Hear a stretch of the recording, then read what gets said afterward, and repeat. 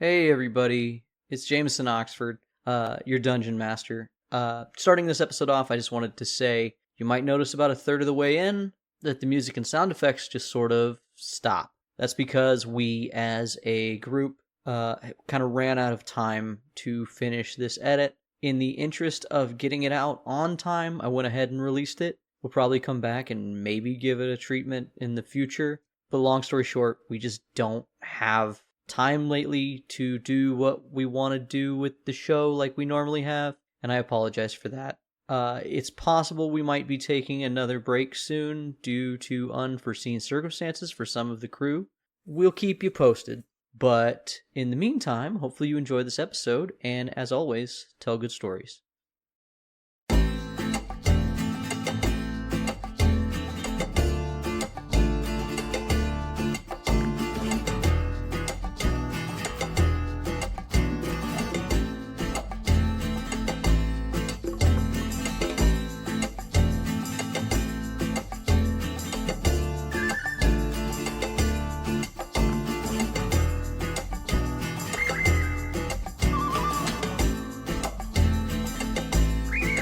I know I killed you, but I need you here to perform your sacred duties.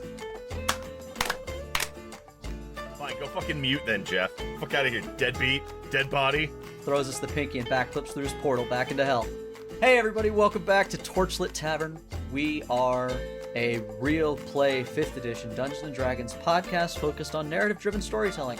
My name is Jameson Oxford, and I will be your game master today. The game that I will be playing behind the curtain is going to be Trouble, but the rest of these folks will be playing D&D. So who's playing D&D today with me?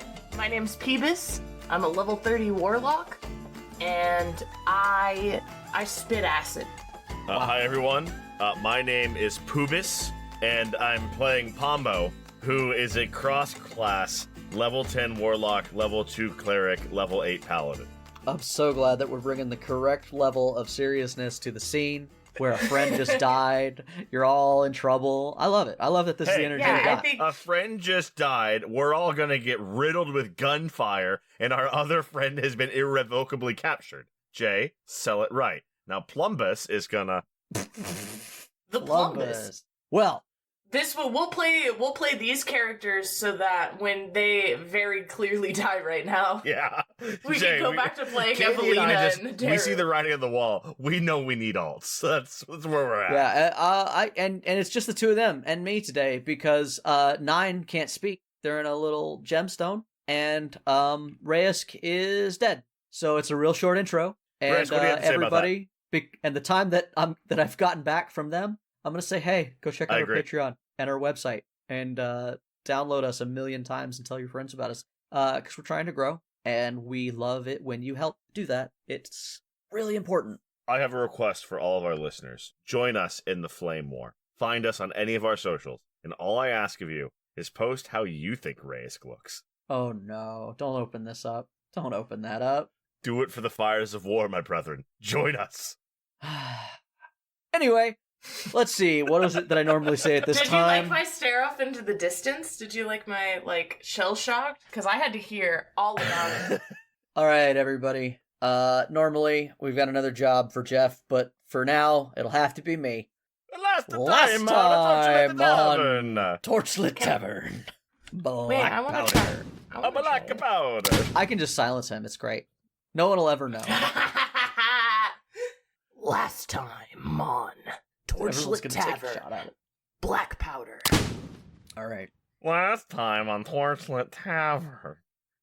Black powder. Black powder. Blam. Lamb. Black powder. Gotten a lot done in only a few days. A few more than you've been having.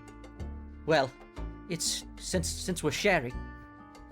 Me and Oldenrot got some sort of mystic stone thingy from some strange building out in the woods. It's got the whole grove pretty riled up. They won't tell anyone what it does, but some of the shifters heard Isinera say that soon the Wild of the Fae would be freed once more upon the heathens. Sounds good on paper, but it gave me a bad feeling, especially with what you're saying. Also, the primacy's begun burning the woods, which is more important. They seems right mad. The animals are dying and the shifters are all fighting like hell to slow them down. But they're marching toward the grove. Sooner or later they'll find it. You kinda We cannot let them use it for what they're trying to do. Well, no. This is what we've been working for. Take down the heathens, bring nature back. But that ain't what we're about to be doing. How do you know? Because I have spoken with the Fey Lord in his own home in his realm. You guys come back to town, and everybody is kind of coming out, even though it's late. You have a bunch of people who are applauding your return. Continue the story at the bar! And you guys end up telling the story for a little bit. As you guys start to enjoy some food and drink and a little joy for the first time in a few days, your phone is ringing. Inquisitor Chopin. I don't say anything. I'm busy. Wow. Can you talk? Are you near the others? Huh? Evalina, I need you to get away from the rest of the group. You've done a great job. I will need you to stand down for what comes next. It's at that point that Evalina, who is now outside, witnesses several portals opening up throughout town. I'm gonna kill some dudes. Fuck yeah, let's go. Fuck, I didn't get a rest. You guys all immediately see a portal open 30 feet in front of you. Reyes, despite the fact that there is a group of them and he is very small, steps Griddle. I throw my fucking mug at him. Yes! Slay King! Shit. 3 Brian assassins who slip knives into Reyes' side and are invisible. Now I'm not up anymore. We're getting Final Fantasy. As he holds up what looks to be a large gemstone. That is you said wisdom save? That is a 5 plus 1. All right, he's using the Minimus Containment ability of Imprisonment. As a level 9 spell, the target shrinks to the height of 1 inch. You guys all watch as 9 shrinks tiny and then zips, and all of a sudden he is holding this gemstone, which is crystal clear, with 9 banging on the inside. Griddle steps forward. Now, I told you, Mr. Chopin, that I came here for very particular things. Not everyone gets to surrender. And he's going to cast Magic Missile. You've done such a great job, Raisk, but there's much work that needs to be done, and you're in the way. Magic Missile strikes unerringly. It shoots 3 bolts of magical force. They do not miss, and each one of them is separate. Yeah, no, Magic Missile is going to kill me, for sure. The sensation of floating in an empty gray void is very short-lived for you, as you go from dying to dead immediately. And then you feel the sense of vertigo, and what amounts to your perception feels like it has whisked a immeasurable, colossal distance, and you open your eyes. And you're not just floating in gray, you are floating in a viscous green soup. In a bottle, and standing in front of you, stepping into view, you see Griddle again, who's clapping. No! C3P4? No! It is so good to see you back. No! I had concerns that you had finally gotten away. We have much work to do, you and I. As he steps away, and you realize that you are sitting in a room full of bottles filled with crestkin that look just like you.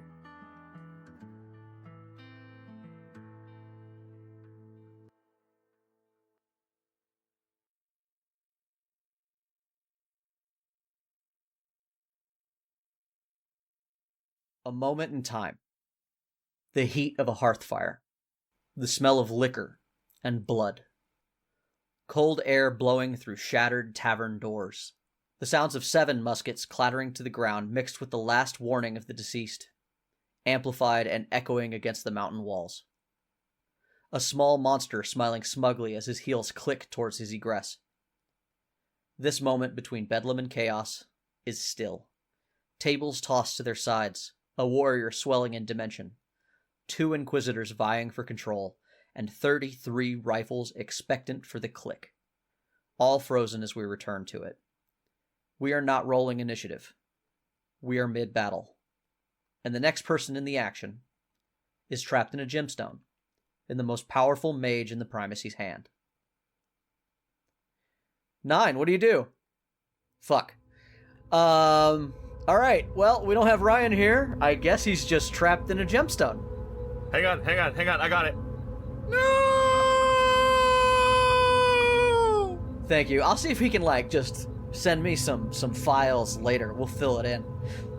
In the meantime, we're going to go ahead and assume that Nyan is doing what they can to get out. As I said before, last episode, Evalina's father, Nocturne, has taken control of the situation. He has told every soldier in this room to ready their action, and he has demanded that you all lay down your arms and surrender. You see the 40 soldiers in the room all ready their guns. You see the High Inquisitors start to move their arms and chant, maybe prepping spells or leveling their weapons. The Santetian Warforged stands solidly, doesn't even move, does not. It just waits. In front of Aderu and the body of Reyes, with Rhea standing next to them, is a small kobold dressed in primacy uniform, carrying a Brian burner, which you guys know of as a sort of flamethrower. And that's going to bring it up as they all hold their actions to Evalina's turn. I am so torn. That's why I really wanted him to go. If you, let's be honest, logically, would be at, not sure what to do next as Evalina, then you can hold your action as well and let Aderu kick us off. Yeah, I think I'm gonna hold my action until Aderu does his action, because I'm very much in between the two fucking little things on my shoulder. Pray to Saint Dynac, release the breaker of walls. I am very much between the two.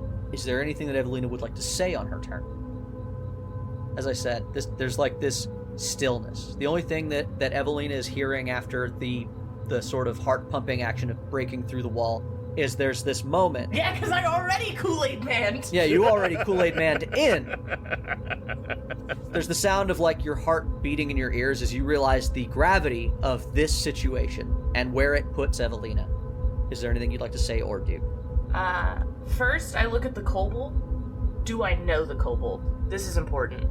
I'm really regretting making it a kobold. I see that's a big deal. That was a real big problem. You do not know this kobold. With a flamethrower? That's my new best friend. Yeah, kobold with a flamethrower was way too powerful. It's not one you know. That. We have Katie. Jay, shut the fuck up. Katie, you and I, we need to get together, and we need to write that module. Kobold with a flamethrower. Oh, we could make it a video game. Yeah, that'd be such a episode. good That would game. be. Jay, you're saying some squirrel shit? with I don't know. Squirrel with a gun did do well, so kobold with a flamethrower, that seems like a no-brainer. Yeah, clean rip, yeah. You don't know this kobold, and he looks business. He looks like he's not gleefully holding a flamethrower. He looks buttoned down. This is a very Jay, you give us a kobold in a suit with a flamethrower. You are digging the hole deeper and wider. He's got his the thing you know about this kobold is you do not know him, kobold, but you do know that he is wearing his uniform fully militant to the T, up to code, top buttoned. Yes. God, I want to talk to him, but I can't. Well, now's not the time. You've got Jay, important things to do first. I would like to take this moment to focus on the important things. Does he have coattails? Yes, because I described their outfits as largely Okay, Katie, he's in dress wear. He's in dress wear. That means he's ranking. Obviously, the kobold in the full military dress of the flamethrower. I did a whole thing. That's the priority. That's the highest. I did a whole intro bit to make it serious, and I'm sorry, you gave me a kobold with a flamethrower. Jeff is listening, so I just want Jeff to hear it because Jeff always is trying to make it very serious, and I don't know why, Jeff, because it's never going to happen. Never going to happen. You could cut all this out. I can't. I look at Aderu. I'm standing. I see him embiggening himself, and I look at Aderu. I want to say that as you look at Aderu, for the first time, you had that conversation about rage and losing control. And in this moment, when you look at Aderu, it's that's no control. That is the animal. I was mistaken.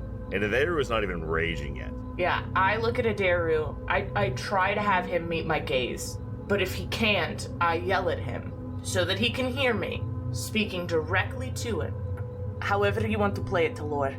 Making sure that I don't say your real name so that they know it, and hopefully that rings true to you in some way. But yeah, I say to you, however you want to play it, Talor.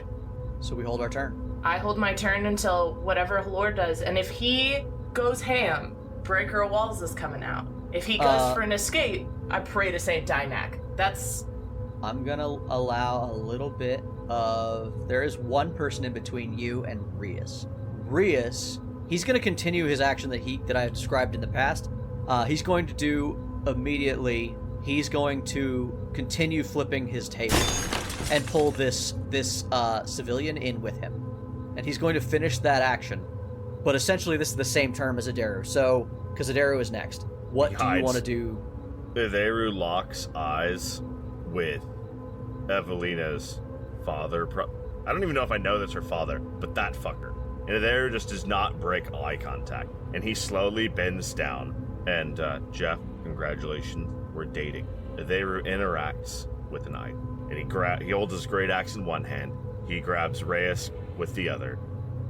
And he says, "Guide me, wild ones." And in a wisp of breeze and leaves and bonus action, Aderu uses his new ability, Misty Step.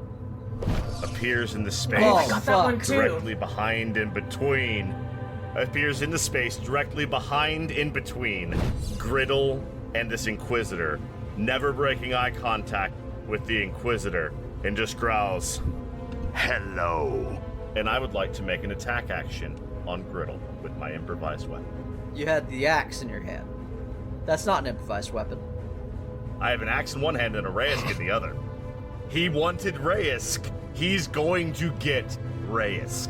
Okay, you know that it is with disadvantage to swing a Reyes, but you may swing a Reyes. That is doable. I am enlarged. I'm a barbarian. I have reckless attack. That's fine. Also, Jay, people are going to fire their weapons somewhere. I don't know where, but I did not surrender. So your held action should pop off about now. Yeah. So let's resolve that maelstrom. Give... Do you need a minute? Because I feel like... I'm trying to think what kind of roll it would be to suddenly not be where everyone was aiming when they were told to fire at you, and then you do a thing. Let's call it a dexterity. You're gonna set a DC for me to see if the ones who have readied their actions turn and fire upon you, or fire before you can teleport away. Basically, We're gonna see how many actually are shooting at Aderu at this point. Yeah. Who got a shot off in the right place, one way or another. So it's just dex roll, right? Yeah, give me a dexterity check. Let's see, which dice? All right, we're doing face shit. So green dice gets to fail me today. It's gonna be 4. You know. Is it a 4? Yay. Yeah. That's a 7 total. That is a DC 7. Jay, do you think you could beat a DC 7? I have faith. I mean, some of them. I'm sure some of them will fail. Here's the thing. Did you throw up your table as well? Yes.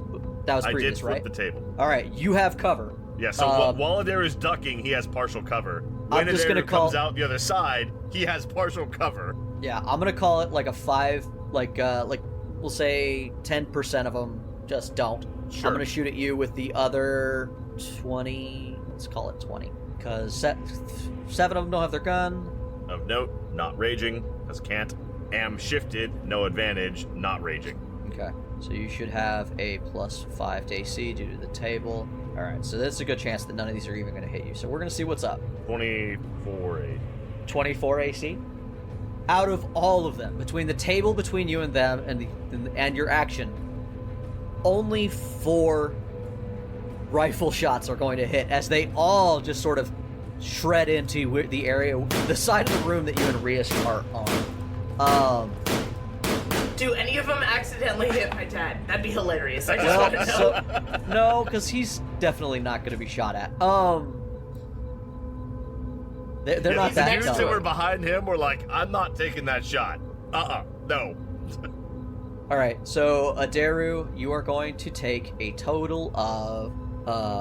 The worst part about a DM that's bad at math is I'm never sure if he's adding up an egregious number of dice, or if Jay's like 2, 4, 2 is 6.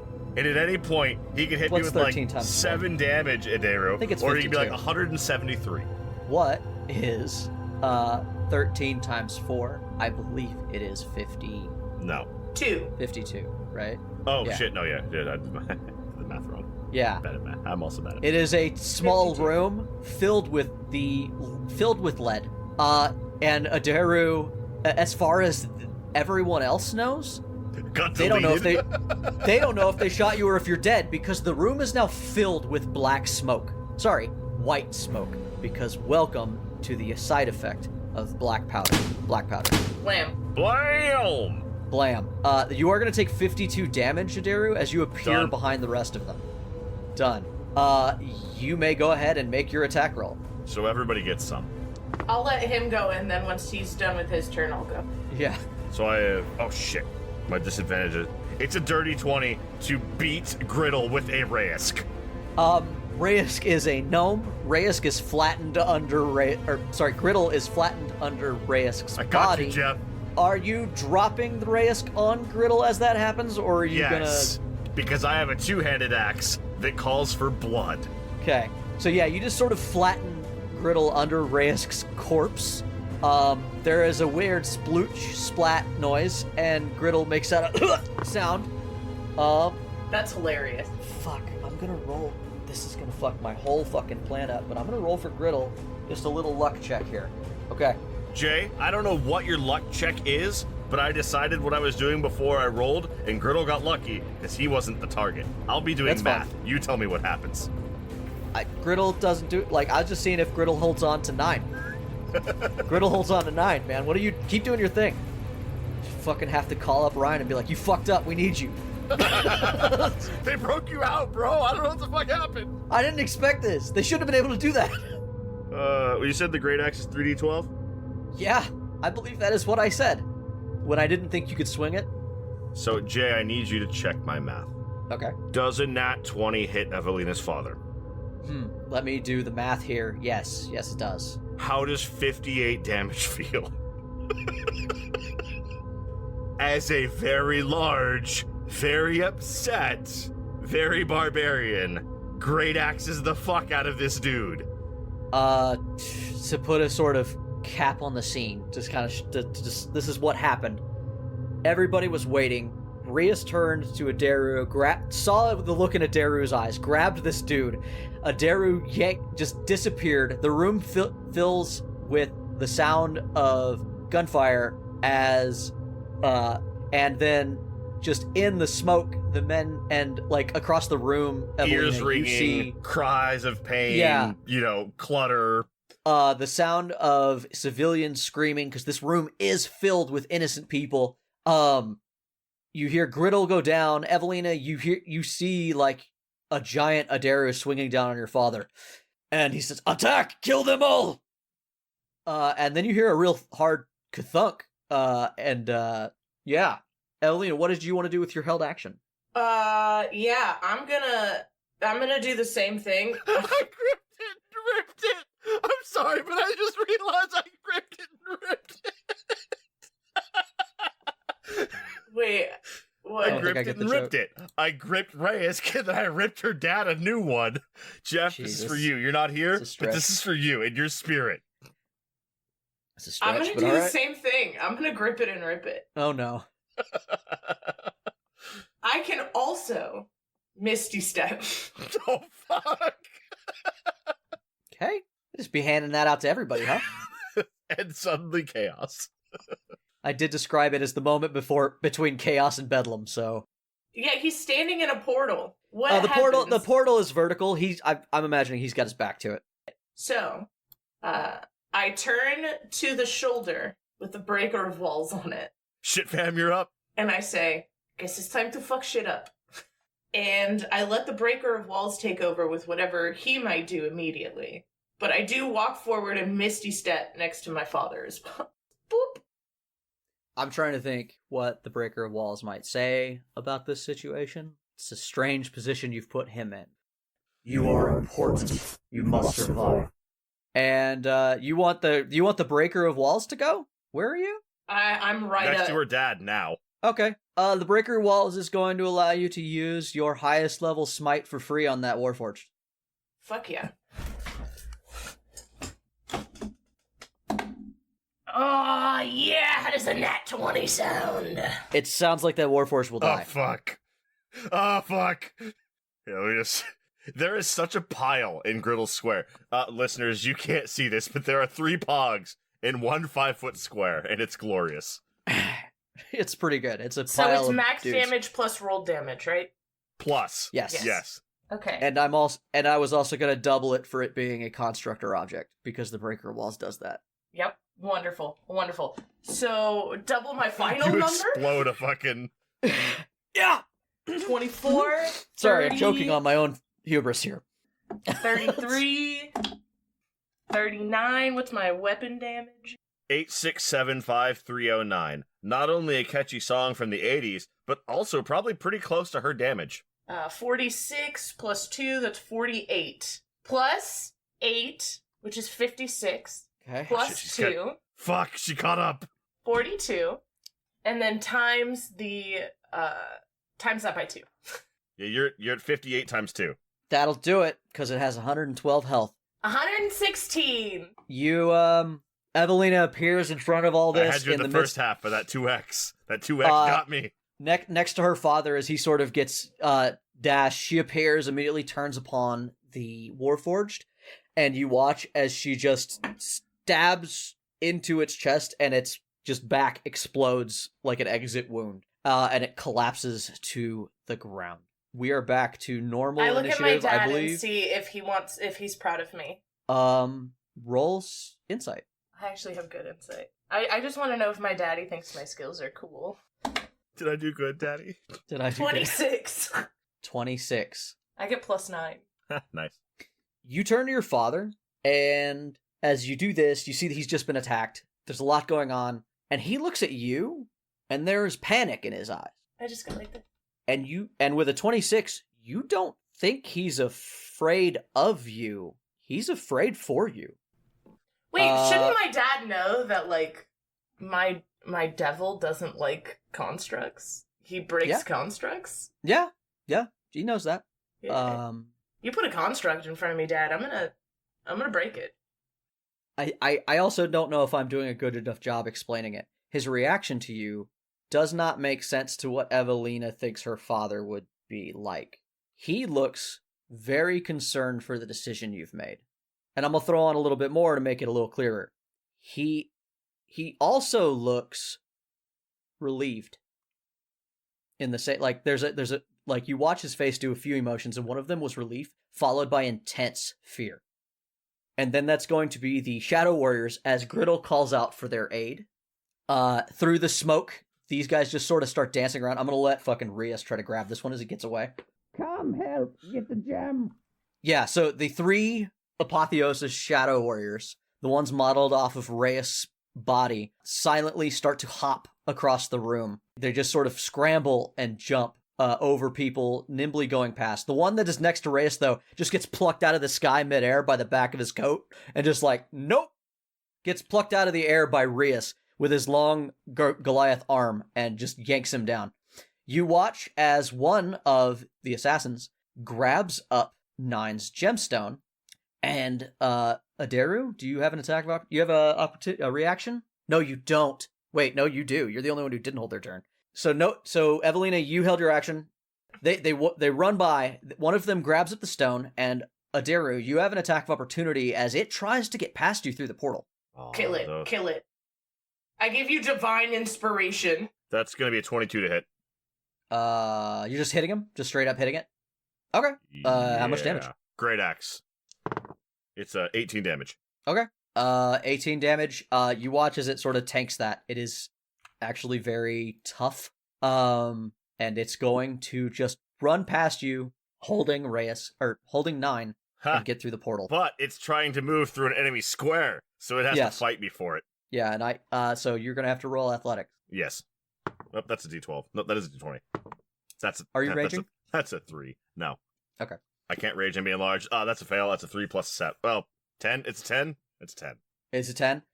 Despite your intense strength, it's just so quick. They're slippery. They're slippery little fuckers. It's a slippery Reyes with shadow magic powers. It's very effective. And you watch as he disappears through the portal with 9, which is just great for me because now I don't have to explain why I would Ryan's not like here. to use a story. Oh, never mind then. It's a greasy little guy. You know what? I was gonna waste a story point I'll on make it. I'll make it honest. I'll make it really honest, and I'll reward you for the fact that Ryan's not here. Ryan, this is your gift to the rest of the party. I use a story point. He gets through the portal. Fuck All yeah, I right. get a story point. Nothing can stop this. It is through the portal. We're done. All right. And Evalina, you're going to be attacked by the other assassin. Yeah, that's It gonna doesn't That's hit. Oh, It's not. I'm pretty sure it do. 16 plus 5. Yeah. I don't know. I don't think that hits. I'm pretty sure that does hit.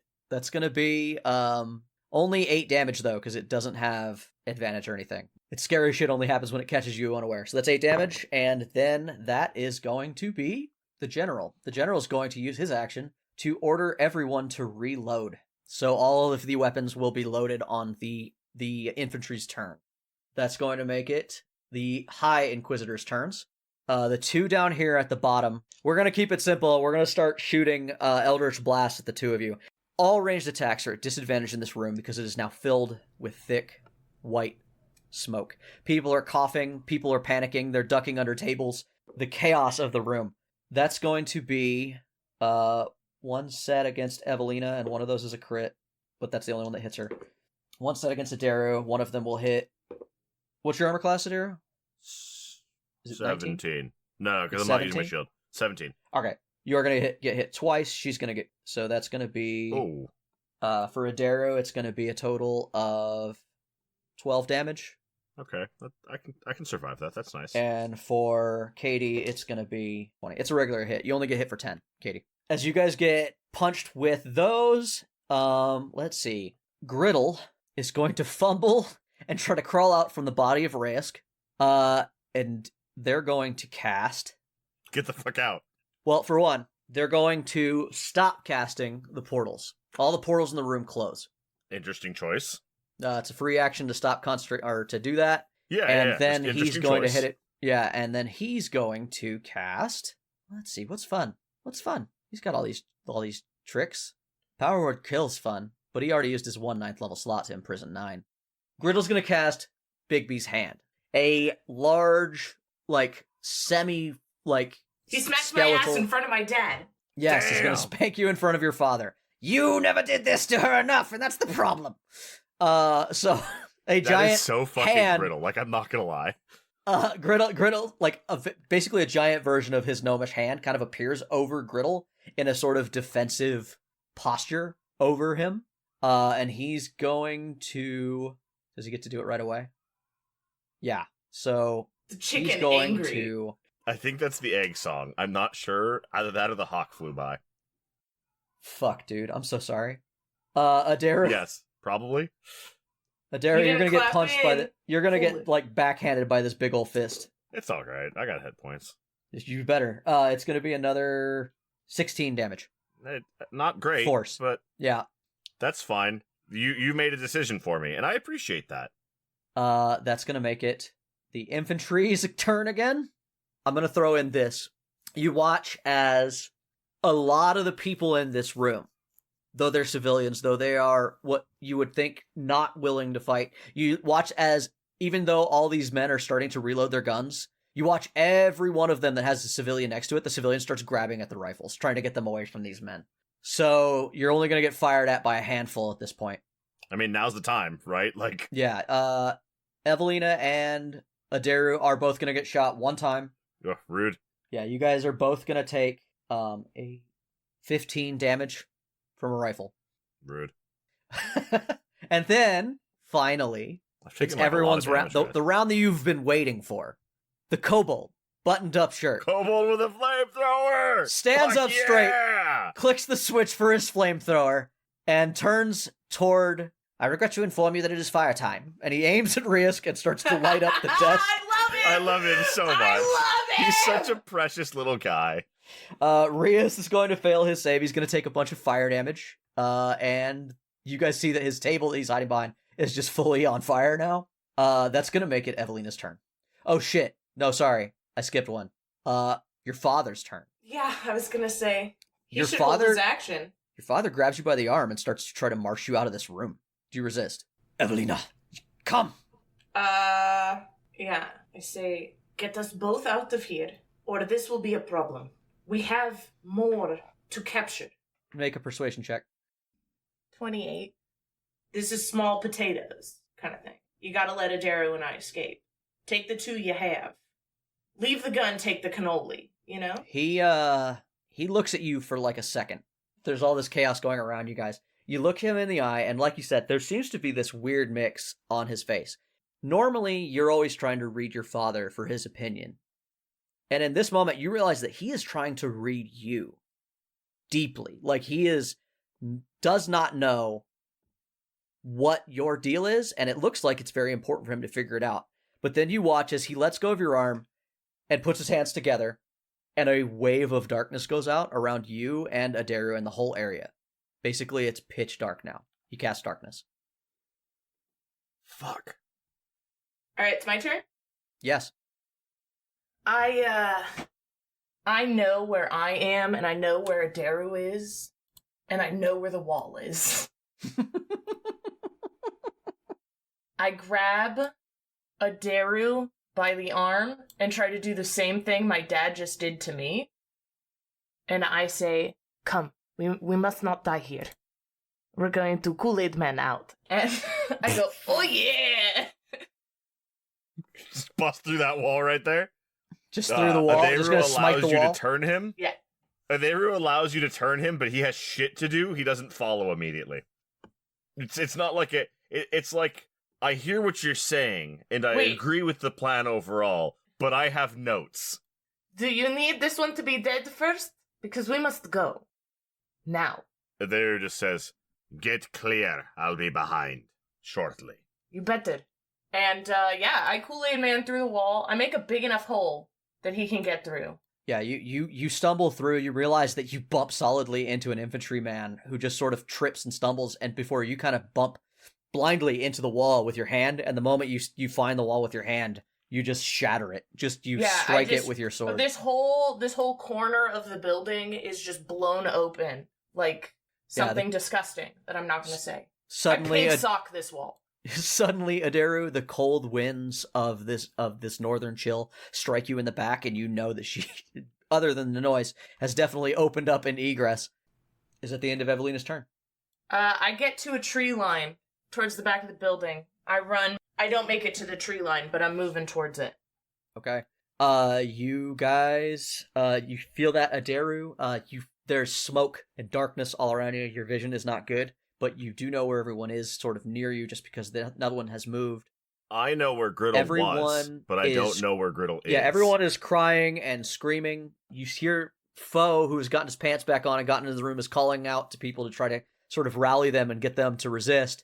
You hear the sound of Rias bellowing and fighting with the assassin that he's grabbed by the scruff. Aderu, what do you do? Aderu, well, no one can tell what Aderu's doing because it's dark. But Aderu just shouts out, Aerith, guide my wrath! Sun's heat be upon ye filth, and let it burn ye away! And because it's dark, and even though I have dark vision, I cannot see. No. And I don't know where Griddle is, but I know where Griddle was. And I know that Griddle is smaller than a flaming sphere. Yeah, sure. Yeah. So, no, that tracks. Yeah. Yes, doing some simple math.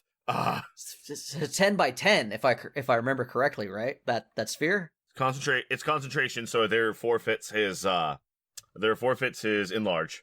He drops a flaming sphere on the pile of giant hand and gnome and Raisk, because Aderu will try to kill Griddle, but also try to deny him the corpse of Raisk. Okay. Because fuck this guy. And that's gonna be, are you ready, Jay? 7 fire damage. Aderu doesn't believe in resurrecting anybody. Yeah, but it's 7 fire damage and things that it touches are ignited, so... Yes. And then Aderu uses his 100-foot move to nope the fuck out.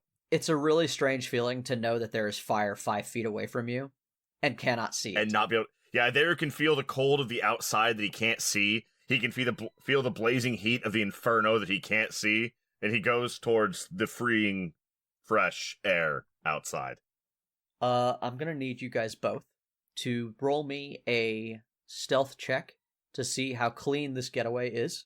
We're gonna use the big purple dice. I rolled with disadvantage, but I still got a 15. Yeah? What's up? Wait, do I roll with disadvantage? No, I do. Oh, okay. She's in full plate. Oh, shit, full plate. Or whatever the fuck. Or plate, or whatever the fuck. I'm a big hoss. Sadly, Aderu is going to leave the axe so that he doesn't also have to be rolling all of his shit with disadvantage, trying to haul a 14-foot-long axe through the woods. Yeah, I imagine that you tried to leave with the axe and it got caught on the walls. like a dog with a stick trying to go through a gate. Aderu just left it on someone's foot. That's gonna be a 15. Yeah, we both got 15. Yeah. All right, that was my DC. You guys disappear out into the night, and you just hear the fighting going on behind you. You realize that as you guys are trying to make your way out of the town, you guys see that all over there is a sort of resistance going on. Some of the clerics of this Numenite temple that lived here in Atur, they're fighting back. You see that despite the fact that this raid had happened basically in the middle of the night and most of the people were in the mead hall, Reyes had woken them up with his amplified voice, and you see that they've all rallied and have started to fight back. You don't know if this is going well, but these people do seem to be prepared to fight the primacy. They are not sitting idly by. You watch as they have armed themselves with real weaponry. What do you guys do? I'm fucking hurt, so I lay on hands. Actually, I lay on hands him because he listened to me, and I appreciate that. He appreciates that about him. Yeah, I lay on hands, 17 health on him. Aderu appreciates solidarity. Aderu is going to healing word for 6 Nice. on Evalina. I could cure wounds, but I'd rather get clear. They're fighting the good fight. Do you know how to tree walk like before? I cannot walk like the proper druids of the other circle, but we can leave this place. We have to get going. Aye. Well, And, the privacy is busy here, and this is new to you. They burned my home as well. You don't hear of what happens once you make it as an Inquisitor. You train your whole life for which you are told is good and right. It's an attempt of brainwashing, and the final edge of it is losing who you are. I am lucky that I didn't have to lose who I was. Aye. And I think, perhaps, there is a chance the first Inquisitors didn't either. My father made it possible for us to escape. Perhaps we can turn him as well. I dunno. 'Tis not my area of knowledge. Let's fuck off and we can talk at camp. Agreed. Let us go. Please, follow. And I do just that. Get the fuck out of Fucktown! Fuck out! Fuck out of Fucktown! Getting out of Fucktown. I guess we got an episode title. So, you guys sneak off in the chaos. The town is just breathed in the smoke created by gunfire. Cries go out, and they get further and further away as you disappear into the sparse woodland of the Silesian Hills. Aderu, which direction do you go? Do you head back toward Santitas and the Silverian Forest? Aderu is going to do. We can't cut a hole in space. Yes, we can. Aderu is going to travel the way of the wild, for Aderu cannot walk through trees, but Aderu can travel through Fae.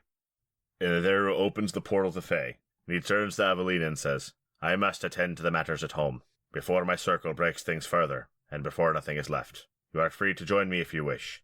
It sounds like an important task. I am here. I nod. We Fae step, right? Like, you tell me, I guess, is where we're at, because, like, we go to Fae, and Aderu is going to use Fae to shortcut to home.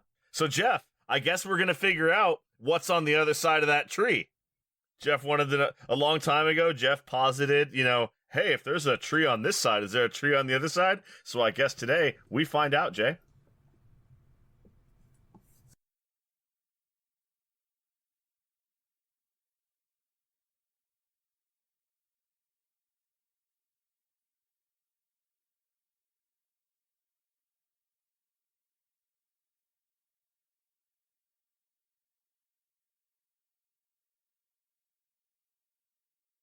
I hit the long rest button, so it happened. You can't stop it. Well, if she gets to long rest, I get to long rest. I will let you guys long rest. After everything that's happened, you guys travel for several hours. It is really hard on Evalina in particular because she has not seen rest since the mountaintop. Everybody pushed through. You guys had a long walk and we rested on the mountain. Rest. You did. That's what I'm saying. The last time you rested was on the mountain. Yeah.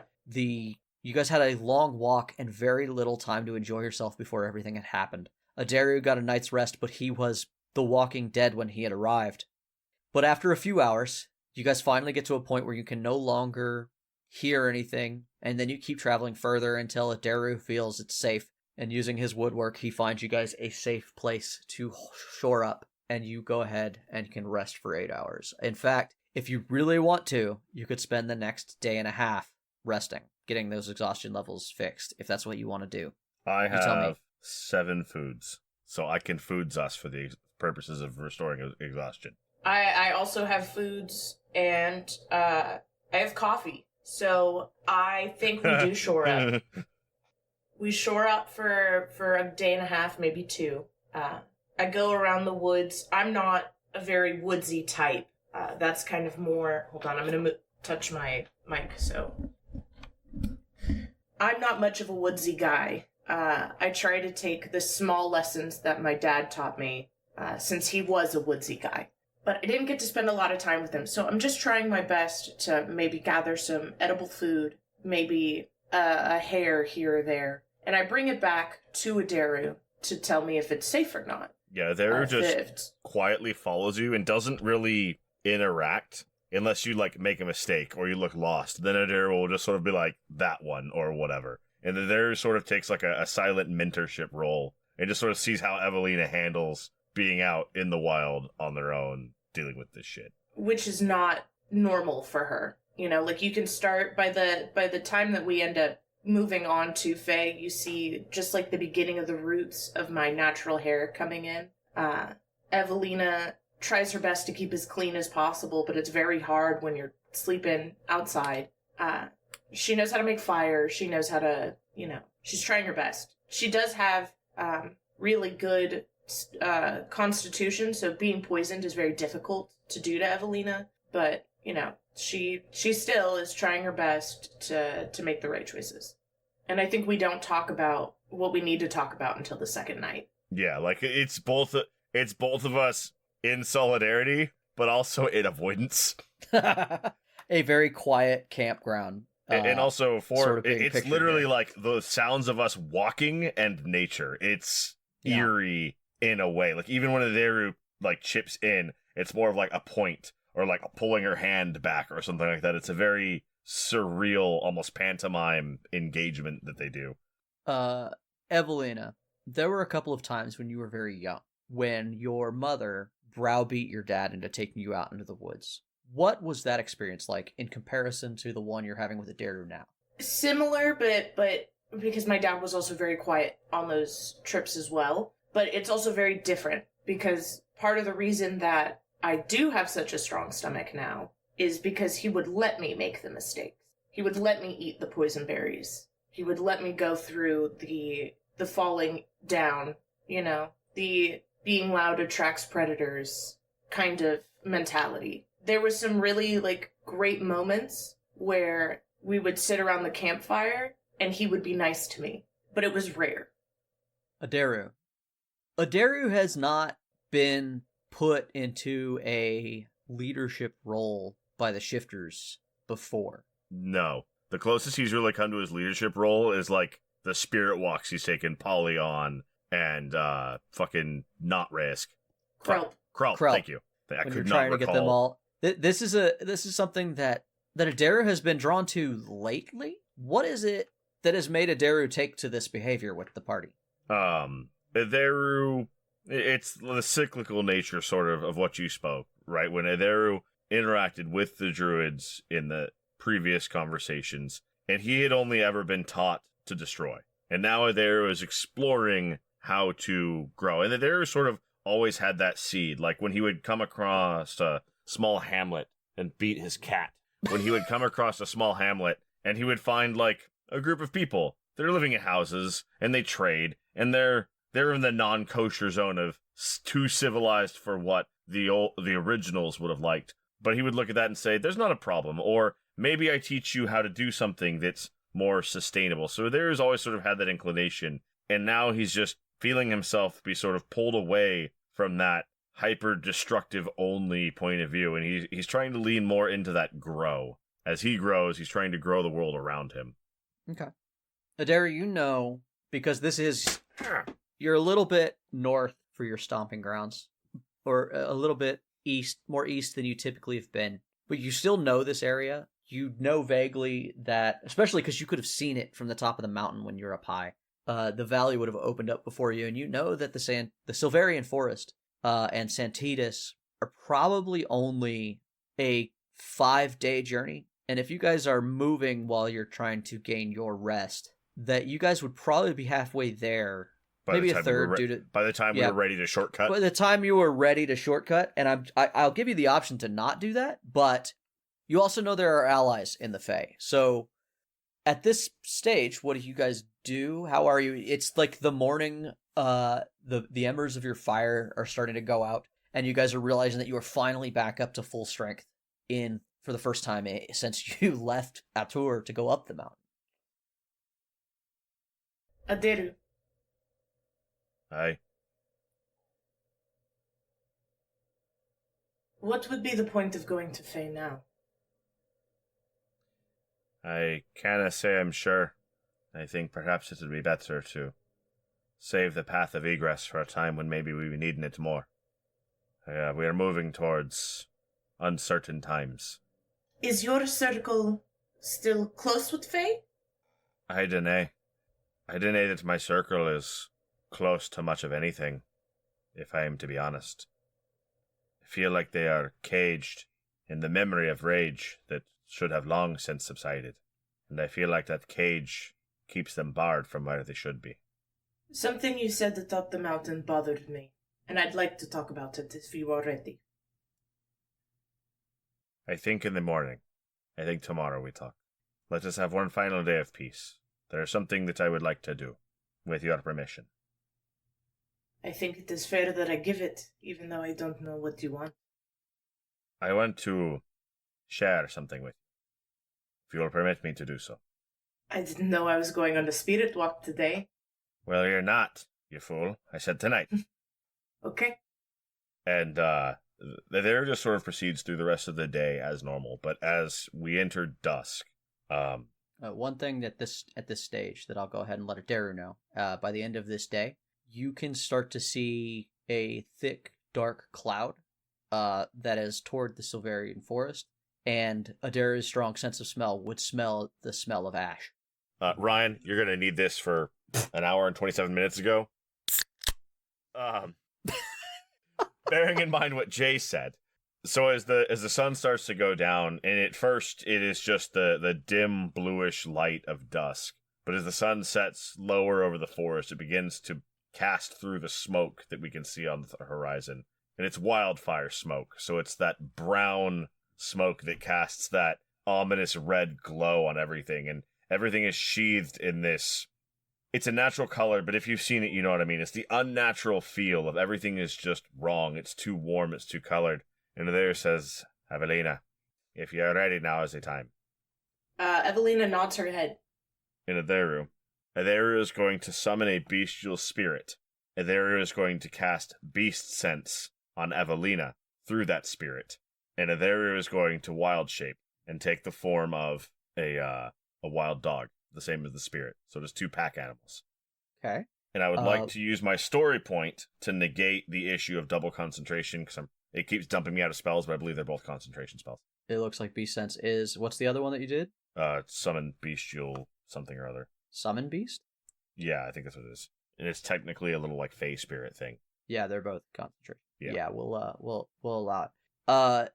And Aderu is going to I'll lead say that Evalina. if you're not in a pitched combat, concentration's a lot easier to do. I thought you just couldn't do 2. You can't, but it makes sense that that concentration makes sense if you're in a fight, people are attacking you and shit. You got more than just your spell you're thinking about. And Aderu is going to take Evalina on a hunt. Not like, here's a stick, we make a spear, caveman go burr. Aderu is going to show Evalina the fucking wild. We are a predator, but we are not apex. We are not on the top, we are in the middle. Things will try to hunt us. We will try to hunt things. And Aderu is just going to share that window into the wild with Evalina. For 1 minute, or whatever the fuck. 1 hour. It's Okay, an hour. okay. Thank God. So you and a wolf go hunting, and she can watch telepathically. Yeah, so Aderu wild shapes into a wolf and summons a wolf spirit for her to ride along with. Yeah. Okay. All right. Hey, bud. Aderu takes her on a ride along. Yeah, you're gonna have give me some more of that. That sounds great. You put this one into the world. You tell us how that goes. I did. We're going to hunt. We're going to hunt. I show her the full breadth of the wild. It's. What do you catch? I don't know. I think we have to roll for that. Yeah, I'm not. So okay, here. I don't want to tell you how the world works, right? But in my idea, it would just be like Aderu shows her that.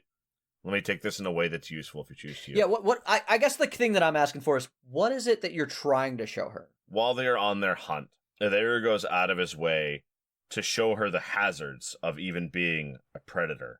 He, again, lets her sort of take the lead, but corrects when necessary. When she moves too close to a larger predator, Aderu will cut her off. When she stumbles too close to a ledge, Aderu will assist. And then, Aderu will act sort of as a pointer. When Aderu finds prey, because I assume he's a little bit more proficient than Evalina in controlling an animal. Yeah, Evalina, one of the things that you immediately feel that is jarring and you lose yourself is just the sheer volume of information that you are now getting. As Evalina kind of is living through this beast sentences, there's too much noise. Everything out here is loud and constant. The sound of cicadas and bugs and other animals. And then the sudden silence that will happen if you enter the area as this animal when everything realizes you're there. And then, even if you can get used to the sounds, you are filled with smells you've never smelled in your life. Things that are pungent and potent and disgusting, but intriguing. And you find that, your brain is not necessarily Evelina's because you're living through this wolf, and just how much your attention span is dragged from one thing to the next. And then you and Aderu are chasing a rabbit, just like that, just off into the woods, and without even realizing that you chose to do that, because now you're sprinting after it, and then in the middle of that chase, you both have to dive under a tree because a bird that is way too big has just darted through the trees and tried to snatch Aderu's beast form out of the way, and he narrowly dodges before you guys both sort of take shelter under a bush. And the rabbit is gone. But then you guys wait for a bit, and then something else gets your attention, and you guys start wandering deeper and deeper into the wilderness. Yeah, there just sort of shows you the juxtaposition of the cacophonous overflow of information, the sudden stark silence of fear around you when you are suddenly the dangerous thing, and the blind, unfettered thrill of the primal hunt. When even in all of that noise and all of that chaos, you are so consumed by the prey and the hunt and the stalk and the capture that all those other things seem to almost fall away entirely. Evalina has been to the Feywild, and you guys spent a few days there. So as you are kind of coming away from the feeling in the last hour, the last thing you remember is your muzzle soaked in blood, pulling apart entrails and offal, and the joy of feasting after a long day of running through the woods. And as you kind of come out of that feeling, you realize that it was the same sort of dreamlike state that you had when you exited the Feywild. And you guys are back, and now you're back in your body. Before you realize it, you're alone in the woods. It's dark. It's I was dark. gonna say, you're naked. You're alone. It's weird. You're kind of sitting in awe from this experience, and then Aderu comes trotting out of the wilderness to catch back up with where you were at. You get left alone in the woods for an hour because they have to come all the way back. Yeah. You get to think about it. Yeah, I'm gonna say this. It only takes you 5 minutes to get back because you guys spent an hour in deep woods because you're getting back to the Silverian forest. And even though you spent an hour getting lost in the woods, because Aderu knew where you were the whole time, it was only 5 minutes away from your original camp. That's how thick and deep and scary. That's how much there is in such a small area. Yeah, how quickly you can get lost in the woods. You explored an entire new world, 100 feet away. Exactly. I have shown you what I feel you need to know from me. Rest, think, and in the morning we shall talk. I say nothing in return. But for now, food. We must eat. And Aderu makes a fire. And Aderu produces live game, well, not live, but fresh game, which we've been eating mostly rations. So Evalina realizes that she did not, in fact, eat any food. Yeah, and Aderu presents to you the same kind of game that you had hunted. Yeah. Half-eaten. No, the entrails. I got a new one. I'm not rude. We just ate the guts. I got her a fresh Yeah, just one. the guts. It's That's the fine. best part, dude. I gotta That's complete right. the experience, man. Before the important discussion, I go, we have things to talk about, but I want to know what you want to do about the fire. What is the goal? What is the task? What is the... There is the fragments of a circle that I fear is lost. But there are also my kin. I fear with the originals, the circle, there's nae much left to save. But with my brethren, we are new, we are fresh, we are yet to be shaped and sculpted. I think they can be saved. I need to save them. Where should we take them? Away. I dinna where to, but away. If the fires can be stopped, it would be best. But nay for my circle and my kin, because it would be best. But if it cannot, much as it pains to be me to say this, it will regrow. Long beyond the memory of what I was and how I have done, but it will return. You said something atop the mountain. When I called you a murderer, you said you had your purpose. It needed to happen. Aye. What makes your purpose more important, more worth a farmer's life? Nothing. Then what makes it right? Nothing. Then what makes what I did wrong to you? Think on last night. We were, by all understanding, the monster to the hair. We were its greatest bane. We were its final enemy. We were what wrought upon it the last pain it would ever feel, and took its life. For food, but we were not evil. We simply were. There was a loss that was paid for a gain. What you believe to be right, and what I believe to be right, can be argued back and forth all day. But to waste, I believe, is the only inherent wrong. I have something to tell you. I didn't plan on telling anyone, ever. It was going to stay between me and my God. May Saint Tynak protect me. And you may not want me to continue with you after this, after I tell you this thing, and I will walk away. There was no waste in that man's death. When I do things that pleases the devil in my head, powerful magics become more available to me. I was able to break walls with just a touch. With the blood that paid by that knoll, I can break walls. Very helpful. With the anger that I felt in the moment, I was able to defeat a Warforged in one hit, without using any of my own magics, so that I could have some for the escape if necessary. We both barely made that out alive. I don't want to use the power often. I want to use it sparingly, but I also understand that it could really help in situations like we found ourselves. Aye. Ye have shown yourself to be of more trust than I had accredited you, and my apologies for my disbelief. And I do not pretend to understand what you'll be rocking around there in your noggin of nuts. But what I will say is that ye and I are the hare, and in that moment you fed the wolf to bring it close, that the wolf would eat another hare. Remember that we are both the hare, and to feed that beast, to bring it near, may not always sate it enough that you are not also consumed. A reality I struggle with every moment of every day. Please allow me a moment to pray before we move on. However long you need. And we I are pray. near, and our future will be difficult soon. Okay. 3. You take a deuce there, Derek. Way to go. Drop a deuce in the woods. You're never gonna believe this. It's a 3. Max roll 22. Fuck, I rolled 2. Jesus comes down and gives me a high five. You reach out to your god here on the material plane, where you are accustomed to nothing responding. And the only answer that you get back is, You know he'll turn on you. The moment it becomes inconvenient for him. Womp womp.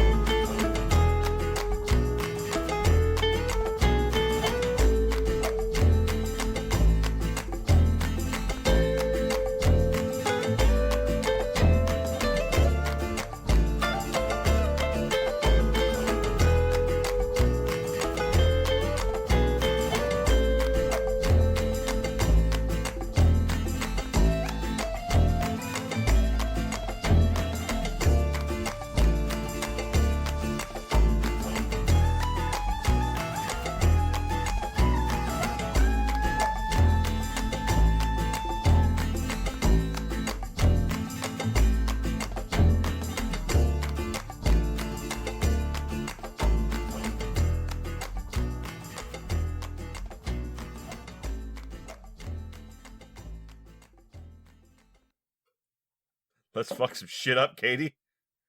I I'm brought ready a to lot roll of life all nat choices 20s today. on bullshit. I brought a lot of life choices, but none of them are good. I have a lot of good rolls, but not a lot of great ideas. Between your good rolls and my bad ideas, there is nothing Jay can do to save us. Or stop us. All right. Hey, Tavern Goers. Thanks again for listening to Torchlit Tavern. Today's tale featured Mitchell Travis as Aderu, Jeffrey Lisk as Raesk, Ryan Santos as Number 9, Katie Mischief as Evalina Chopin, and Jameson Oxford as the Dungeon Master. Check the show notes to find where you can follow us on social media. Or email us with any of your most pressing questions at torchlittavern@gmail.com. You can also find our entertainers on the streets of twitch.tv/torchlittavern, yelling obscenities at passersby. If you enjoyed our tale, you can tip your storytellers as you leave the tavern, which you can do via patreon.com/torchlittavern, or at ko-fi.com/torchlittavern. Every little bit helps, and those who tip well and often can find themselves privy to an extra story or two, jokes, or maybe even a bit of hidden lore. Our story continues to grow all the time, and though we have no designs on a vast empire, your help is always appreciated. Our theme music for this campaign was designed by the bard, Brett Eagleston. Get his music at bretteagleston.bandcamp.com or find links for all his projects by following Bread Eagles on Twitter. This episode was edited and produced by Jameson Oxford and Ryan Santos. Other music and sound effects are provided by Epidemic Sound with help from freesound.org. And if you should find yourself surrounded by eager ears and attentive listeners, remember to tell good stories.